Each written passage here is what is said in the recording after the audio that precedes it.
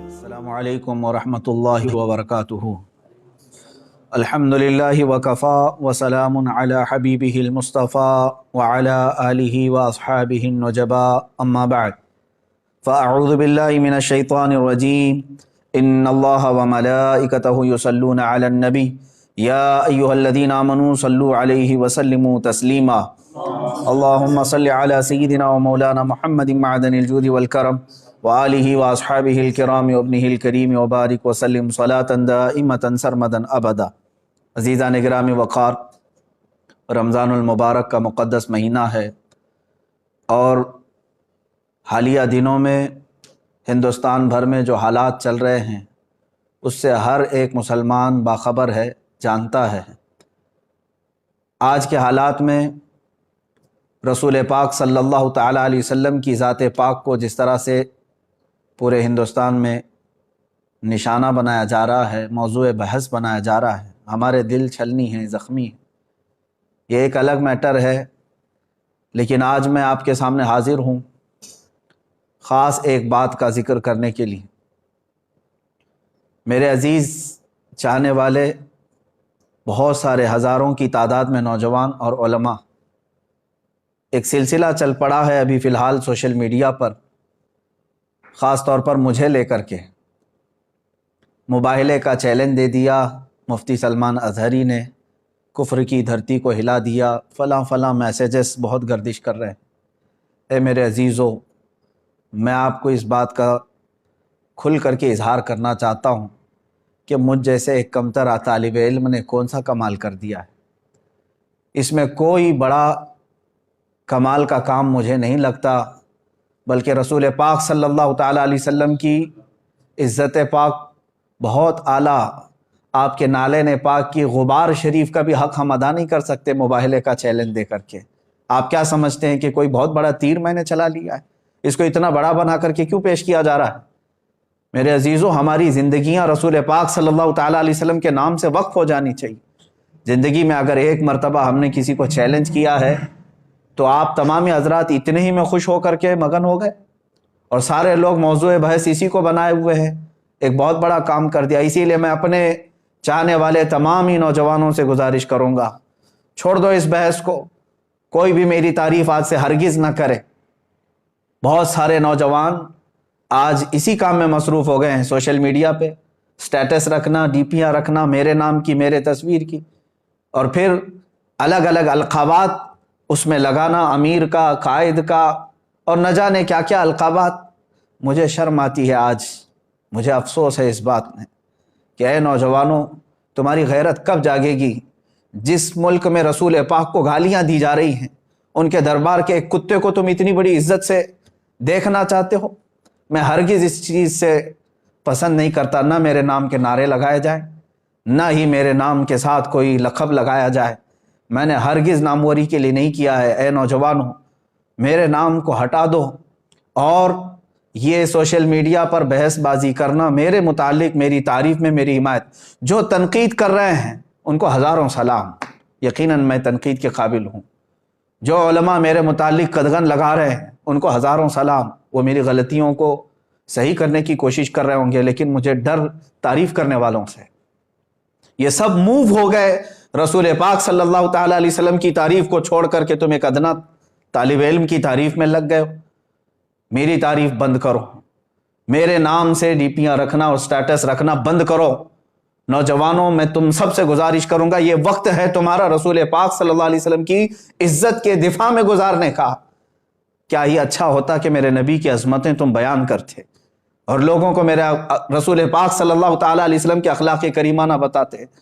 تم آج یہ سوچ رہے ہو کہ ہم نے ایک کافر، پاکھنڈی اور ذلیل کتے کو حقانیت ظاہر کرنے کے لیے موبائلے کا چیلنج کیا تو ایک بہت بڑا کمال کر دیا۔ میرے متعلق یہ کہا جا رہا ہے ان کی جرأت کو سلام، ان کی بہادری کو سلام۔ کون سی جرأت ہے، کون سی بہادری ہے؟ یہ ہر عاشق رسول، ہر مومن کا فرض تھا۔ میرے عزیزوں، میں نے کوئی کمال کا کام نہیں کیا ہے۔ رسول پاک صلی اللہ تعالیٰ علیہ وسلم کی اس زندگی پاک کے بعد جس رسول نے راتوں میں رو رو کر کے ہم غریبوں کو یاد کیا ہو، کیا ان کے آنسوؤں کے ایک قطرے کا حق ادا کر سکتے ہو؟ اے مسلمانوں، رسول پاک صلی اللہ تعالیٰ علیہ وسلم نے جو ہمارے ساتھ محبت فرمائی، بلکہ ماں عائشہ صدیقہ رضی اللہ تعالیٰ عنہ فرماتی ہیں بجلیاں گرجتی اور ابر آلود ہو جاتا آسمان تو میرے آقا باہر نکل آتے گھر سے اور استغفار کرتے اور یوں عرض کرتے کہ مولا یہ بجلیاں کہیں میری امت پر عذاب بن کر نازل نہ ہو جائے، اور حضور اکرم صلی اللہ تعالیٰ علیہ وسلم استغفار فرماتے، جب بجلیاں ہٹ جاتی تو پھر آپ گھر میں تشریف لاتے۔ آپ اندازہ کرو، ماں عائشہ فرماتی ہیں کہ رسول پاک صلی اللہ علیہ وسلم ہمیشہ ابر کو دیکھ کر، بجلیوں کو دیکھ کر کیوں گھبراتے؟ حضور اکرم صلی اللہ تعالیٰ علیہ وسلم فرماتے ہیں پچھلی امتوں پر جب عذاب آتا تھا تو پہلے آسمان اسی طرح ابر آلود ہوتا، بجلیاں آتی اور پھر ان پر ہلاکت کے بادل برس جاتے تھے۔ مجھے ڈر ہے کہ میری امت پر کہیں اس طرح کے عذابات نہ آ جائیں۔ جو نہ بھولا ہم غریبوں کو رضا۔ اے امت کے غیور نوجوانوں، آج میرے جذبات بے قابو ہیں۔ ہند کی اس سرزمین پر ہم چھوٹی چھوٹی سی باتوں کو لے کر کے یہیں پر تعریف کے پل باندھنے لگ گئے۔ رسول پاک صلی اللہ تعالیٰ علیہ وسلم کی امت سے جو محبت ہے اس کا ایک ذرہ بھی ہم ادا نہیں کر سکتے۔ ہم جیسے لاکھوں کا سر بھی کٹ جائے تو رسول پاک صلی اللہ تعالیٰ علیہ وسلم کے نالین پاک کا بھی حق ادا نہیں کر سکتے۔ میرے عزیزو، مصطفیٰ کریم صلی اللہ تعالیٰ علیہ وسلم اپنے آخری وقت میں بھی جس دن حضور کا وصال ہوا اس دن بھی اپنی امت کی خیر کے لیے دعا فرمائی، اپنی امت کی خیر کے لیے دعا فرمائی کہ اے رب ذوالجلال، جو سکرات کی تکلیف ہے وہ میری امت پر نہ آئے، اور جو رسول پاک صلی اللہ تعالیٰ علیہ وسلم قبر انور میں سونے کے وقت بھی اپنی غریب امت کو یاد فرمائیں، معراج کے سفر میں اپنی غریب امت کو یاد فرمائیں۔ اب مجھے بتاؤ کہ ہم نے رسول پاک صلی اللہ تعالیٰ علیہ وسلم کا کون سا حق ادا کیا؟ اے میرے عزیزو، آج کلیجہ منہ کو آتا ہے، دل چھلنی چھلنی ہے، اس لیے کہ میں تاریخ پڑھ کر کے دیکھا حضور پاک صلی اللہ تعالیٰ علیہ وسلم کو مکہ والوں نے ستایا بہت ہے اور پریشان بھی بہت کیا ہے۔ حضور اکرم صلی اللہ تعالیٰ علیہ وسلم کا سوشل بائیکاٹ بھی کیا ہے، ان کے صحابہ کے ساتھ ظلم و ستم بھی کیا ہے، لیکن ایک بات یاد رکھنا، ان کے دشمنوں میں ابو جہل بھی کھڑا تھا، ابو لہب بھی کھڑا تھا، عتبہ و شیبہ بھی کھڑے تھے۔ پوری تاریخ اسلام کی کتابیں اٹھا کر کے دیکھ لینا، ان ظالموں نے حضور کے ساتھ دشمنی تو کی، لیکن اس ہندوستان کے پاکھنڈی کی طرح میرے نبی کو اتنی گندی گالیاں کبھی نہیں دی تھی۔ حضور پاک صلی اللہ تعالیٰ علیہ وسلم کے اخلاق پر کسی نے انگلی نہیں اٹھائی، کسی نے رسول پاک صلی اللہ علیہ وسلم کو یہ نہیں کہا تھا آج تک کہ وہ عورتوں کی دلالی کرتے تھے، کبھی نہیں۔ آج جس منزل پہ ہم پہنچے ہوئے ہیں، مکہ کے ان کے جانی دشمنوں نے بھی یہ جملے استعمال نہیں کیے تھے۔ آج ہماری یہ نحوست نہیں ہے تو اور کیا ہے؟ اے میرے عزیزو، رسول پاک صلی اللہ تعالیٰ علیہ وسلم کی عزت کی حفاظت کی خاطر جو صحابہ اکرام رضوان اللہ تعالیٰ علیہم اجمعین اپنی قربانیاں پیش کر چکے، میں دو چند باتیں عرض کرتا ہوں۔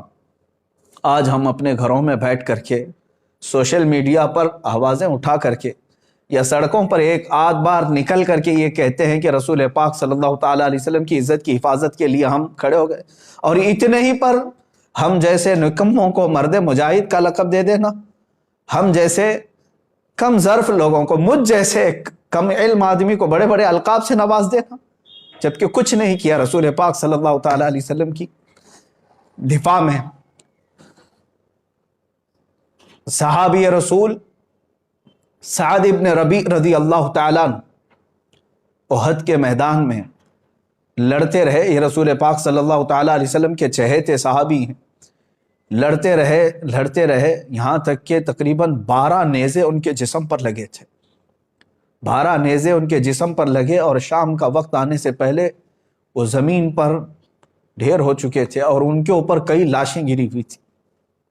شام کے وقت میرے آقا صلی اللہ تعالیٰ علیہ وسلم نے اپنے صحابہ سے فرمایا کہ دیکھو سعد ابن ربیع کہیں نظر آئے، وہ زندوں میں ہیں یا انتقال کر چکے، تلاش کر کے آؤ۔ جو تلاش کرنے کے لیے صحابہ گئے، انہوں نے پکارنا شروع کیا میدان میں، احد کے میدان۔ یہ بڑی کڑی جنگ ہے، کفر اور اسلام کے مقابل میں جو جنگ ہوئی تھی، بڑا نقصان مسلمانوں کا اس جنگ میں ہوا تھا۔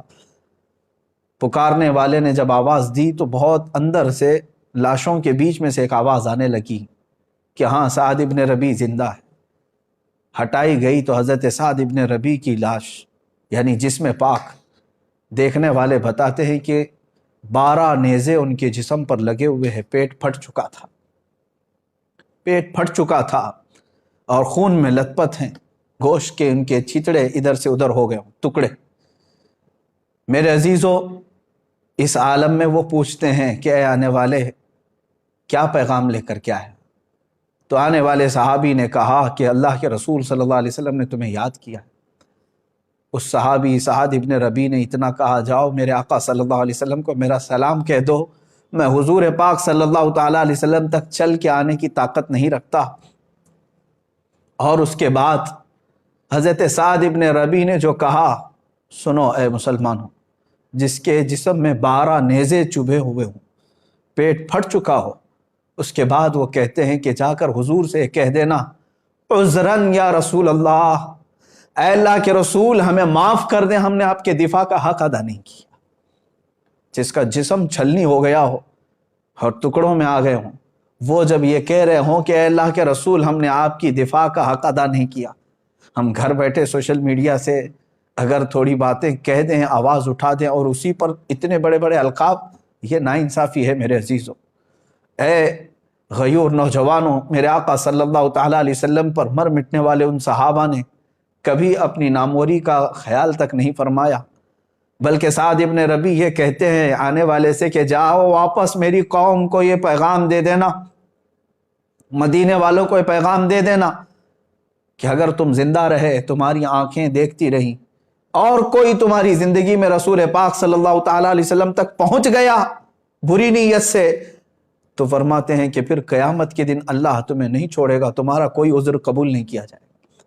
سعد ابن ربیع یہ کہتے ہوئے اس دار فانی سے کوچ کر گئے، انتقال ہو گیا، شہید ہو گئے۔ ایک صحابی ہیں رسول پاک صلی اللہ تعالیٰ علیہ وسلم کے سامنے کھڑے، احد کے میدان، تیر چلتے رہے، تیر چلتے رہے، اتنے تیر کہ تقریباً ان کے جسم پر 80 تیر ادھر سے سائیں سائیں کرتے ہوئے گزرے اور کئی جسم پر چھپ گئے۔ وہ حضور پاک صلی اللہ تعالیٰ علیہ وسلم کے سامنے سینہ سپر ہو کر یوں کھڑے رہے کہ ایک تیر ان کے آنکھوں میں آ کر لگ گیا، آنکھ کا پتلا باہر آ گیا، آنکھ کا ڈھیلا باہر آیا۔ اللہ کے حبیب صلی اللہ تعالیٰ علیہ وسلم کے دفاع میں اس وقت تک بھی وہ اپنا قدم نہیں ہٹا رہے تھے۔ اتنی قربانیاں دینے کے باوجود بھی انہوں نے کبھی یہ نہیں کہا کہ ہم نے رسول پاک صلی اللہ تعالیٰ علیہ وسلم کی ناموس پہ پہرا دے دیا۔ اے مسلمانوں، ان القابات اور ان تمام تر مبالغات سے باہر نکل آؤ، ان تمام چیزوں سے باہر نکل آؤ، میدان عمل میں اترنے کی آج تمہیں ضرورت ہے۔ اللہ کے حبیب صلی اللہ تعالیٰ علیہ وسلم کی عزت کی حفاظت کے لیے جنہوں نے کیا، آج میرا دل درد کر رہا تھا، اس لیے میں آپ کے سامنے حاضر آ گیا۔ سلطان صلاح الدین ایوبی رحمۃ اللہ تعالیٰ علیہ کی وفات یاد آتی ہے۔ انگریزوں نے بھی صلاح الدین ایوبی کا ذکر بڑے اچھے سے لکھا ہے، کہا کہ ایک انصاف پسند جرنیل تھا اور جتنی جنگیں ہوئی ہیں ظلماً صلاح الدین ایوبی نے کسی کو قتل نہیں کیا، قیدی بھی آتے تو ان کو رہا کرنے کا حکم دیتے تھے۔ ایک بار ایسا ہوا کہ ایک اسلامی قافلہ شام سے مصر کی طرف جا رہا تھا، بیچ راستے میں برنس نام کا ایک جرنیل تھا جو عیسائی تھا، اس نے قافلے کو روک لیا اور لوٹا، مسلمان عورتیں بھی تھیں، بچیاں بھی تھیں، اور پورے قافلے میں سے تقریباً 2 لاکھ دینار اس نے لوٹ لیا اور مار رہا تھا باندھ کر کے، اس میں عورتیں بھی تھیں، بچیاں بھی تھیں۔ تو ان لوگوں نے رحم کے لیے کہا تو اس ظالم نے کیا کہا، کہاں ہے تمہارا محمد، اس کو بلاؤ، مدد کیوں نہیں کرنے آتا، معاذ اللہ، اتنا کہا تھا انہوں نے، ادعوہ محمد ینصرکم، تم بلاؤ اپنے اسی محمد کو، رسول پاک صلی اللہ علیہ وسلم کے مطابق، کہ وہ تمہاری مدد کرے، تم بہت کہتے ہو نا رسول رسول، لیکن یہ واقعہ ہو گیا، لٹ گئے، اور کسی نے آ کر کے صلاح الدین ایوبی کو ذکر کر دیا۔ مصر میں ان کی جب خلافت تھی، صلاح الدین ایوبی اس زمانے میں بہت سخت بیمار تھے، بیماری کے عالم میں وہ تڑپ گئے اور کہا، اے اللہ، ایک آخری میں تیری بارگاہ میں منت مانگتا ہوں، مجھے شفا یابی دے دے، مجھے صحت یابی دے دے، اور پھر اس برنس کو میں بتاؤں کہ محمد صلی اللہ علیہ وسلم مدد کیسے کرتے ہیں۔ اور جانتے ہیں آپ صحت یاب ہوتے ہوتے آپ نے جنگوں کا پھر سے ایک محاذ چھیڑ دیا، 2 سے 2.5 سال لگ گئے، فلسطین پہنچے آپ بیت المقدس کی فتح کے بعد۔ جتنے وہاں پر عیسائی تھے سب کو آپ نے اعلان کر دیا کہ جو امن و امان سے رہنا چاہتا ہے رہے، یا جانا چاہتا ہے تو وہ جا سکتا ہے۔ سارے جو رہنے والے تھے وہ رہ گئے، جانے والے جا رہے تھے، لیکن صلاح الدین ایوبی رحمۃ اللہ علیہ نے ایک اعلان کیا تھا اپنے سپاہیوں کو کہ برنس اگر کہیں ملے تو اسے چھوڑنا نہیں، گرفتار کر کے لے آؤ۔ تلاش کرتے ہوئے سپاہی پہنچے، ایک خیمے میں وہ چھپا ہوا تھا، وہاں سے اسے قید کر کے لے آئے، اور صلاح الدین ایوبی رحمۃ اللہ علیہ کی آنکھیں اس وقت لال تھیں، سرخ تھیں۔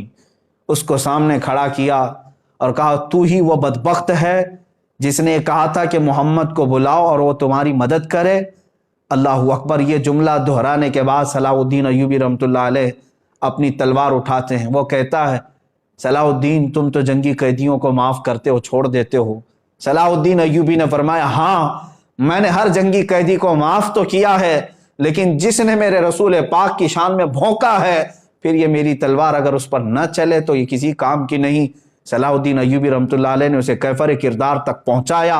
اے مسلمانوں، اے میرے عزیزوں، بات کتنی تھی، اس نے جو کہا تھا یہاں تو میرے آقا صلی اللہ تعالیٰ علیہ وسلم کی شان میں کیا کیا نہیں کہا جا رہا، کیا کیا نہیں کہا جا رہا ہے۔ لوگ اب بھی یہ کہتے ہیں کہ مصلحت کے ساتھ اب جینا کس کام کا رہ گیا ہے، جہاں پر ہماری سانسوں میں گھٹن پیدا ہو رہا ہے۔ اسلام کے لیے ان ظالموں نے کہا کہ یہ کوئی ریلیجن ہی نہیں ہے۔ کیا یہ بکواس سوشل میڈیا پر نہیں ہے؟ وہ کہتے ہیں یہ کوئی دین ہی نہیں ہے، چند گنڈوں نے مل کر کے مال لوٹنے کے لیے ایک سنگٹن بنائی اور یہ مذہب بنا دیا۔ میرے اسلام اور حق دین کو اس طرح کے جملے استعمال کیے۔ اللہ کے نبی صلی اللہ تعالیٰ علیہ وسلم کی شان میں جو الفاظ استعمال کیے گئے وہ زبان پر لانا دشوار ہے، اور حد ہو گئی اب اللہ رب العزت کی بارگاہ میں بھی اس طرح کے جملے کہنا اور شیطان سے منسوب کر دینا۔ اے مسلمانوں، کیا اب بھی یہاں پر ہم ان تمام چیزوں کو سن کر کے خاموش رہیں؟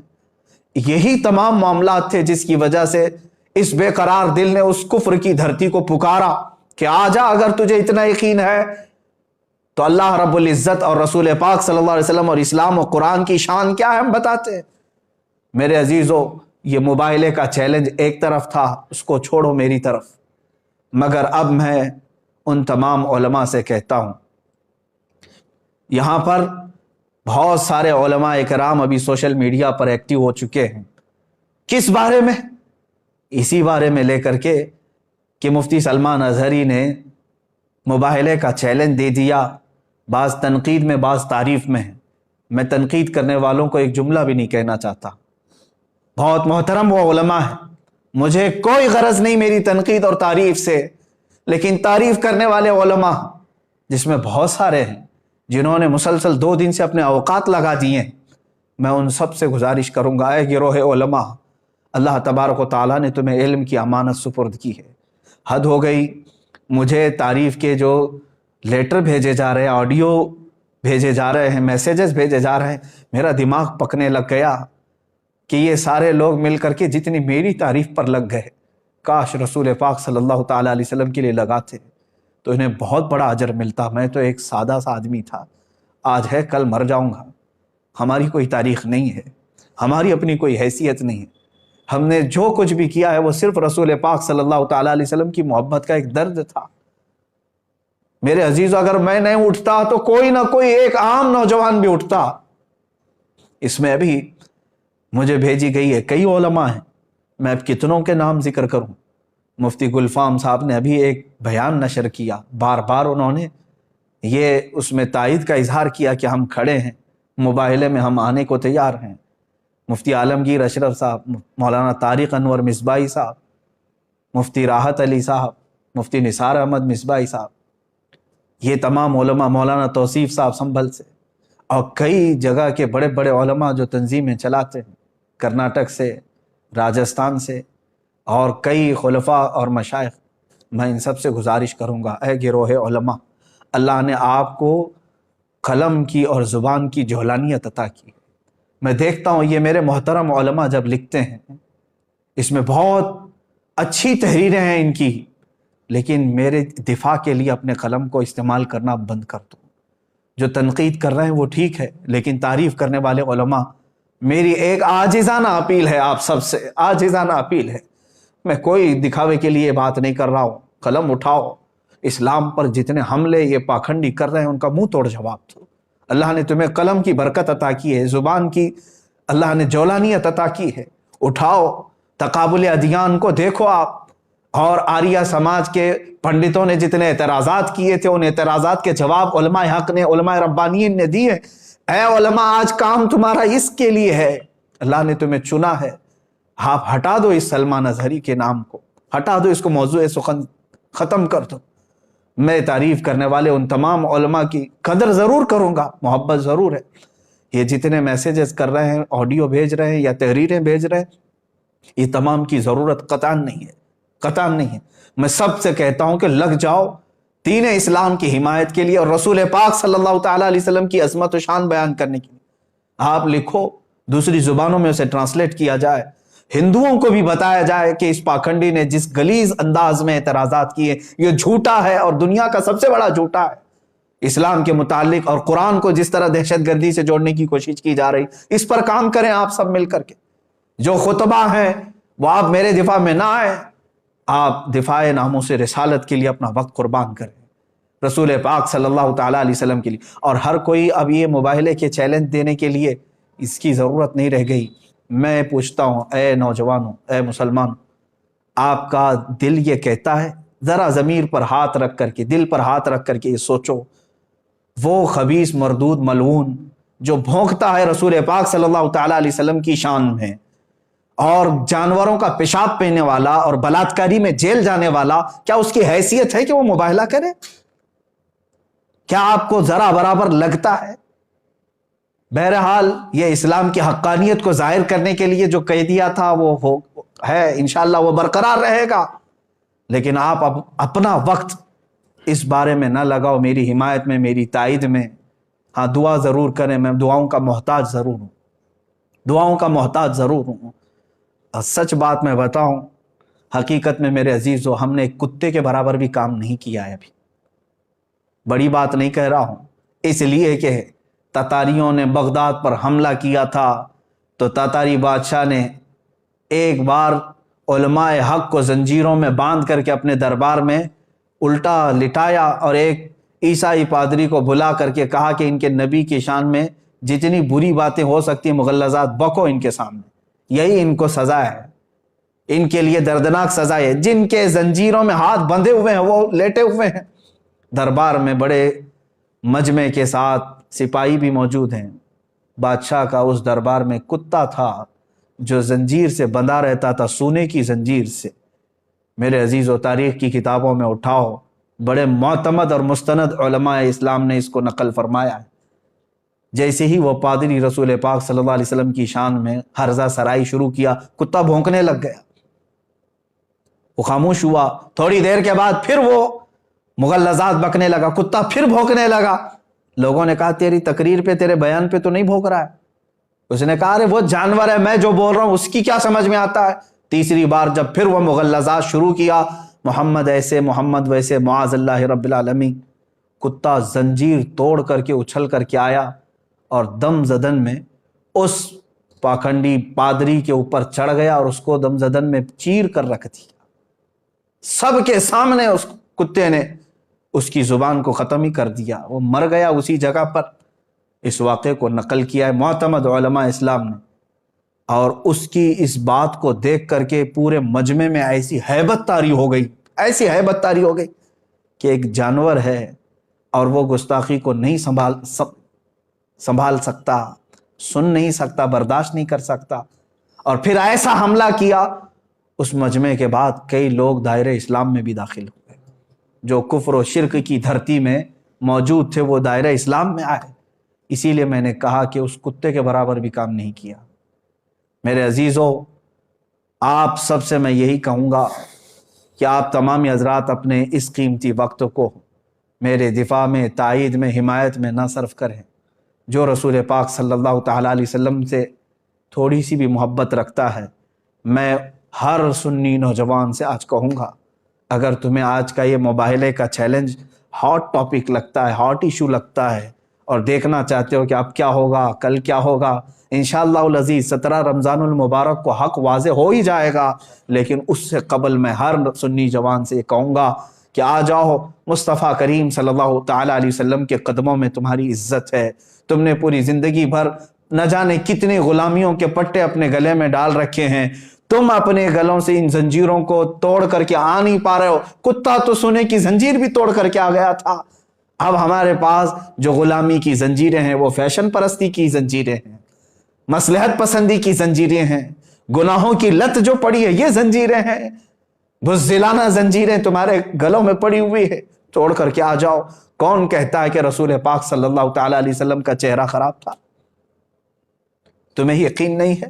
دنیا کا سارا حسن و جمال میرے رب ذوالجلال نے میرے مصطفیٰ کو عطا کیا تھا، اس حسین رسول پاک صلی اللہ تعالیٰ علیہ وسلم کے تم پیروکار ہو، تو پھر کیوں اس رسول پاک کے اخلاق کو اپنانے سے تم ہچکچاتے ہو؟ کیوں ڈرتے ہو؟ ہزار تانوں کو چھوڑ دو، لوگ کیا کہتے ہیں، تم یہ دیکھو کہ میرے آقا کل قیامت کے دن مجھے کیا کہیں گے، میرا چہرہ دیکھنے کے بعد حضور صلی اللہ تعالیٰ علیہ وسلم کیا کہیں گے۔ میں نے چہرہ یہودیوں کا بنایا، میں نے چہرہ کفار و ہنود کا بنایا، اور بات کرتا ہوں رسول پاک صلی اللہ علیہ وسلم کی۔ اے مسلمانوں، میں آپ تمام سے یہی گزارش کروں گا کہ حضور پاک صلی اللہ تعالیٰ علیہ وسلم کی طرف آ جاؤ، اٹھو وہ گر نہ حشر نہ ہوگا پھر کبھی، دوڑو کہ زمانہ چال اپنی چل گیا۔ اور آج میں اسی بات پر آپ سب کو یہ میسج ضرور دینا چاہوں گا، کیوں نام محمد پر مر نہ جائیں ہم عزت سے، یوں بھی تو ہمیں دنیا سے ایک دن تو جانا ہے، یوں بھی تو کسی دن ہم کو دنیا سے تو جانا ہے۔ رسول پاک صلی اللہ تعالیٰ علیہ وسلم کے ہو کر کے جائیں گے تو قیامت کے دن سر بلند رہو گے، سرخرو رہو گے۔ اس لیے کہ میرے عزیزو، ہمارا یہ قان ہے، ہمارا یقین ہے، ہمارا یہ بھروسہ ہے کہ ہماری قبر میں بھی رسول پاک صلی اللہ علیہ وسلم تشریف لائیں گے۔ قیامت کے دن انہی کی شفاعت اور سفارش ہمارے لیے کام آئے گی، تو دنیا میں ان کے ہو جاؤ اور انہی کی طرف لو لگا لو، اور اپنا جینا مرنا رسول پاک کے لیے کر دو۔ سیدی سرکار اعلیٰ حضرت فاضل بریلوی رضی اللہ تعالیٰ عنہ نے اپنی پوری زندگی دفاع ناموس رسالت کے لیے وقف کر دی۔ ہزار ان کے زمانے میں بھی ان کو لے کر کے تنقیدیں اور تعریفیں ہوتی رہی ہوں گی، لیکن ان کی کتابوں میں مجھے بتاؤ کہاں انہوں نے اپنی تنقید کرنے والوں کے لیے کیا لکھا، تعریف کرنے والوں کے لیے کیا لکھا؟ بلکہ کہیں پر کچھ ملتا نہیں ہے۔ انہوں نے تو صرف یہ کہا ہے، کروں مدح اہل دول رضا، پڑے اس بلا میں میری بھلا، میں گدا ہوں اپنے کریم کا، میرا دین پا رہے نہ نہیں۔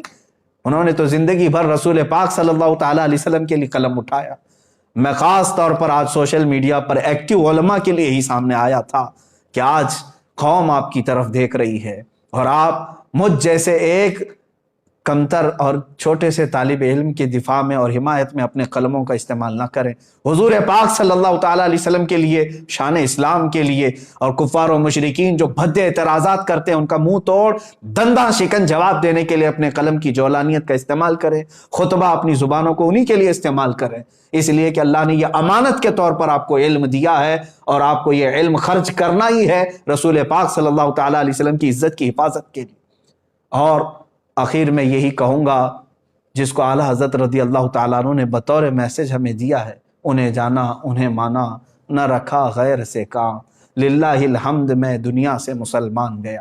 اے میرے عزیزو، آج میں نے یہ جو کچھ بھی باتیں کہیں اس لیے کہ میں بے چین ضرور ہوں، لیکن دنیاوی حالات اور پریشانیوں کو لے کر کے نہیں، کہ میرے اوپر کیا دباؤ بن رہا ہے اس کو لے کر کے میں ہرگز پریشان نہیں ہوں، بلکہ ابھی میں آپ کو بتاؤں، آپ سب حضرات جانتے ہوں گے رمضان المبارک آ چکا ہے۔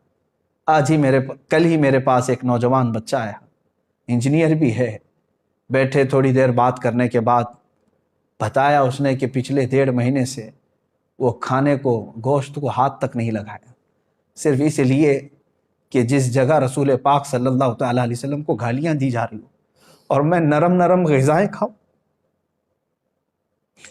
اس نوجوان کی اس بات کے بعد کیا ہمارا دل کھول نہیں جاتا؟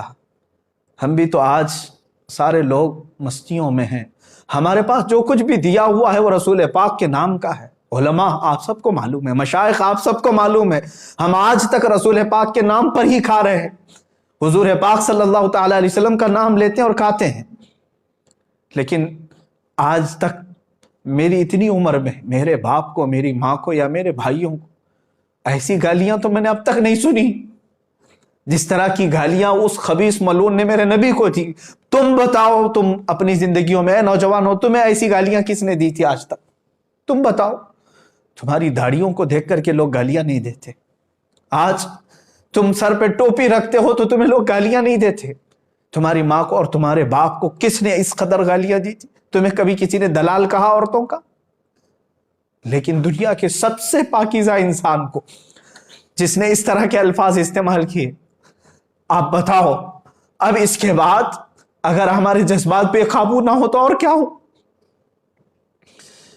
ہم نے اپنے گھر والوں کے لیے کبھی اس طرح کی گالیاں نہیں سنی۔ اب میں اپنے اس گفتگو کو ڈائیورٹ کرتے ہوئے کہتا ہوں، ان ہندوؤں سے بھی، ان پاکھنڈیوں سے بھی، اگر تم نے طے کر ہی لیا ہے کہ مسلمانوں کو ٹھیس پہنچانا ہے تو لے لو ہم سب کی زندگیوں کو اور آج ہی سے کوسنا شروع کرو، ہمیں جتنی گالیاں دیتے ہو دے لو۔ ایک بار میرے مصطفیٰ صلی اللہ تعالی علیہ وسلم کی طرف انگلی اٹھانا چھوڑ دو، اس قرآن عظیم کو بولنا چھوڑ دو۔ ہماری زندگیاں موجود ہیں میرے عزیزو۔